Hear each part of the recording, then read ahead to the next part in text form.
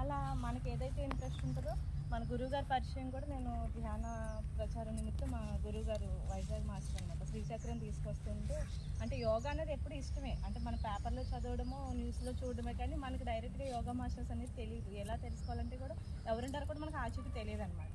ఆ శ్రీచక్ర దర్శనం అది ఆగినప్పుడు దేవరపల్లి ఒకసారి దర్శనం చేసుకుంటారని ఆగారు. ఆ రోజే అదృష్టవశాత్తు మాకు గురువుగారు పరిచయం కావడం, ఆ పరిచయం అలా ముందుకు కొనసాగడం జరిగింది. కాకపోతే యోగా చేయడానికి నేను దేవరపల్లి నుంచి కరోనా ఎఫెక్ట్ టైంలో ఆన్లైన్ చెప్పేవారు కానీ మాస్టర్ అప్పుడు కూడా నేను కనెక్ట్ కాలేకపోయాను. మధ్య మధ్యలో ఇలాగా వేసవికాలం మే నెలలో మాత్రం వచ్చేవాళ్ళం. 1 వీక్కి మాత్రం ఇది వరకు 2 సార్లు రావడం జరిగింది. ఆ విధంగా మాస్టర్ గారి దగ్గరికి వచ్చి సార్ వచ్చారు ఫస్ట్ మా పల్లెంట్లో చేయడం 4 years బ్యాక్ అనమాట. ఆయన వచ్చి 10 days సెషన్ చేశారు. మా శశి గారు కూడా ఆవిడకి కూడా చాలా రుణపడి ఉంటాం మేమైతే. ఆవిడ కూడా కృతజ్ఞతలు కూడా తెలియజేసుకుంటాం ఇప్పుడు కూడా. ఇద్దరు కృషి వలన మాత్రమే అందరికీ సేవ అనేది చేయగలుగుతున్నారండి.